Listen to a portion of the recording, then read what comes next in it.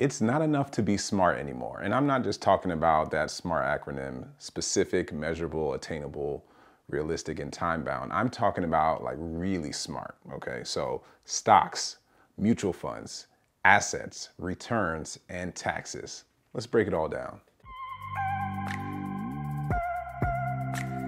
Hey, what's going on, everyone? This is Mallory Vodi with financiallypresent.com, your one-stop shop for financial and investment education. And today we're talking about being smart, not just the old smart or the smart that they've been talking about from the 80s, where you do it for annual goal planning or you do it for your goal setting at work. No, this goal setting or this smart planning is about stocks, mutual funds, assets, returns, and then taxes.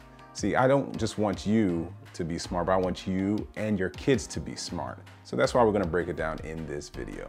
So when I finally understood stocks, it helped me realize that you can invest in something out of thin air. So now when I see things like NFTs, the metaverse, and venture capitalists, like it all makes sense. They're all deeply rooted in the stock market, at least the behaviors and the mechanics of a lot of it. And it's because stocks end up being the backbone of pretty much any investment that's marketable right now. One of the great things about the stock market is that it is highly regulated. It doesn't mean that it's perfect, but it is highly regulated, and there's a lot of scrutiny involved. So you can invest with the assurance that there are multiple eyes on specific things, and the people that hold or conduct business regarding stocks are required to have a certain level of training and have licensure and just be under that microscope. So when you think about stocks, understand that there is risk, but there is also a lot of oversight. Mutual funds. So when you understand them deeply, you'll realize how they're such a critical part of investing. Okay, and the reason why is the Investment Company Act of 1940.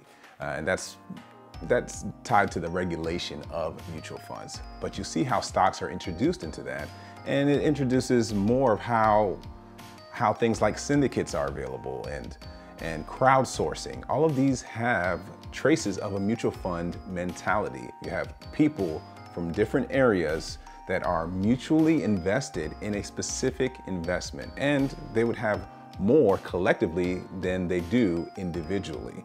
And the mutual fund makes that possible. Assets.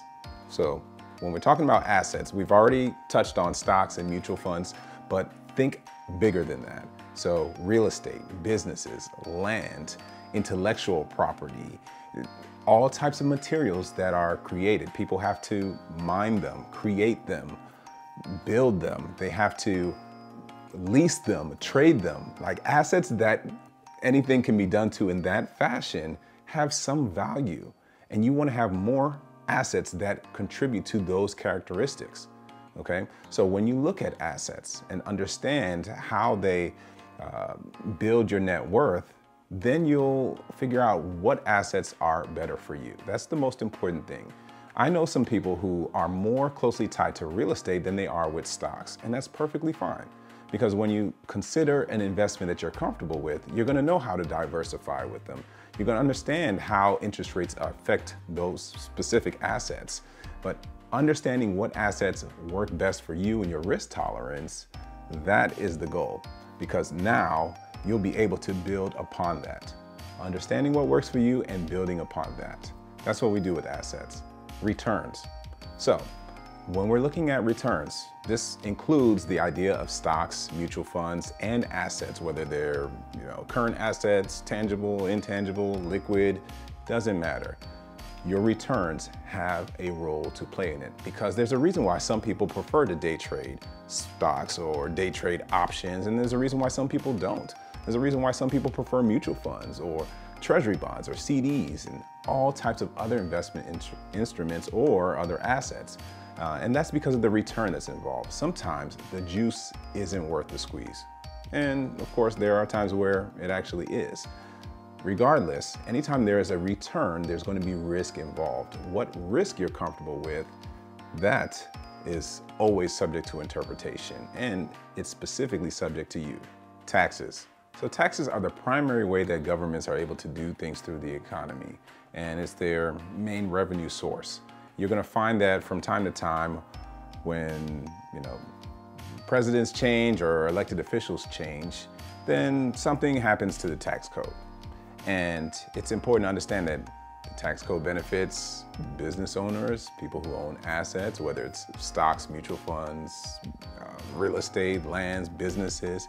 Ultimately, understanding the tax code and how it works helps benefit you as someone who's growing their assets currently.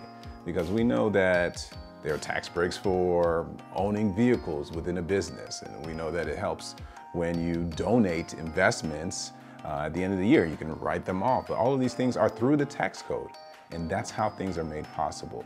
Understanding more and more of this and how it changes from year to year is extremely important on this journey.